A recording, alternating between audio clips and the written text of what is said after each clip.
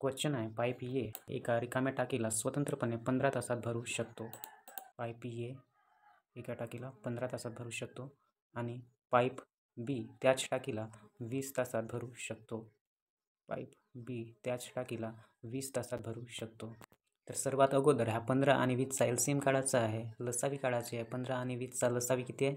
60 आहे.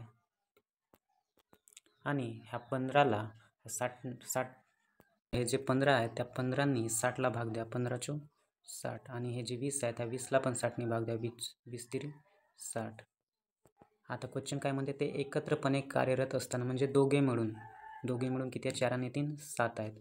ती टाकी निम्मी भरण्यासाठी त्यांना किती वेळ लागेल? ती टाकी निम्मी म्हणजे हाफ, अर्धी. टोटल किती आहे? 60 आहे. 60चा हाफ किती राहील? 30 राहील.